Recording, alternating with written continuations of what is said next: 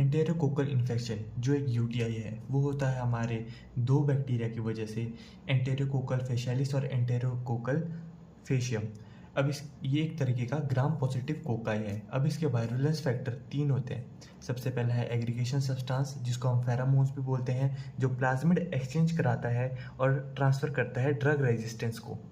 उसके बाद आता है हमारा extra cellular surface protein ESP जो हमारा एडेशन कराता है ब्लेडर म्यूकोसा से। तीसरा है हमारा common group D lipoteichoic acid antigen जो हमारा टीएनएफ अल्फा का रिलीज कराता है।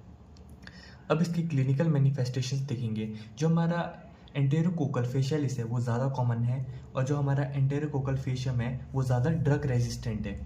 अब इसके 5 क्लिनिकल मैनिफेस्टेशंस है। सबसे पहला है यूटीआई जो हमारा कैथेटराइजेशन की वजह से मेनली होता है।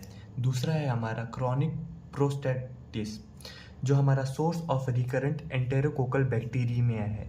क्योंकि जो हमारा प्रोस्टेट है वो हमारा एंटीबायोटिक वहाँ पे आसानी से उसको पेनिट्रेट नहीं कर पाता है प्रोस्टेट को, इसलिए बार बार वहाँ से इन्फेक्शन हो जाता है, तो हमारा बार बार रिकरेंट बैक्टीरिया हो जाता है। उसके बाद थर्ड है bacteria and left side endocarditis. Fourth है intra abdominal pelvic soft tissue infection after surgery. Fifth है neonatal infection, sepsis, bacteria meningitis, pneumonia. अब इसकी लैब डायग्नोसिस देखेंगे तो सबसे पहले जो हमारा स्पेसिमेन है वो हम डिपेंड करता है साइट ऑफ इन्फेक्शन क्या है, वो हो सकता है यूरिन, ब्लड, एक्सुडेट। उसके बाद ये एक तरीके का ग्राम पॉजिटिव ओवल कोकाई है जो आपको स्पेक्टेकल शेप का दिखाई देगा एट एन एंगल, कुछ इस तरह होगा। ब्लड आकार में ये नॉन हीमोलिटिक कॉलोनीज बनाता है। मैकोंकी आकार में माइन्यूट मेजेंटा पिंक कलर आपको दिखाई देगा। बाइल एस्क्यूलिन हाइड्रोलिसिस टेस्ट पॉजिटिव देगा। ई फेशियालिस ई फेशियम डिफ्रेंशिएट करने के लिए हम एराबिनोज फर्मेंटेशन टेस्ट करते हैं, वाइटेक कर सकते हैं, माल्टीटॉफ कर सकते हैं। सेवेंथ है एक्सट्रीम कंडीशन में ये ग्रो कर सकता है, जैसे NaCl 40%, pH 9.6 और टेम्परेचर 45 डिग्री सेल्सियस। अब इसकी ट्रीटमेंट में सबसे पहले अगर ये लेस सीरियस केस है तो आप शुरू में से सिर्फ एम्पीसिलिन दोगे जो ड्रग ऑफ चॉइस है। उसके बाद अगर ये इन्वेजिव है यानी एंडोकार्डाइटिस है या बैक्टीरियम है तो आप इसे एम्पीसिलिन को जेंटामाइसिन के साथ दोगे।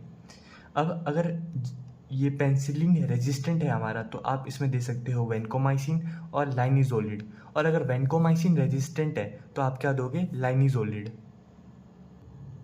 अब वेनकोमाइसिन रेजिस्टेंट एंटेरोकोकाई, ये एंटेरोकोकाई वेनकोमाइसिन रेजिस्टेंट होता कैसा है, इसका मैकेनिज्म है कि जो हमारा वैन जीन होता है, ठीक है, वो अल्टर करा देता है हमारे वेनकोमाइसिन के साइट को, जो हमारा होता है डी एडिनाइल को हमारा कन्वर्ट कर देता है डी एडिनाइल डी सेरिन या डी एडिनाइल डी लैक्टेट में, जिसकी एफिनिटी लो होती है, तो इसीलिए वेनकोमाइसिन यहाँ पे एक्ट नहीं कर पाता है। अब इसकी डिटेक्शन के लिए जो हमारे वेनकोमाइसिन रेजिस्टेंट एंटेरोकोकाई है, इसके कैरियर की डिटेक्शन के लिए हम सबसे पहले रेक्टल स्वैब लेंगे और इसे हम कर सकते हैं सोडियम एजाइड अगार प्लस वेनकोमाइसिन में टेस्ट, और या तो इसका PCR कर सकते हैं। ये हमारा यूज़ होता है पेशेंट इन ICU और ट्रांसप्लांटेशन यूनिट के लिए।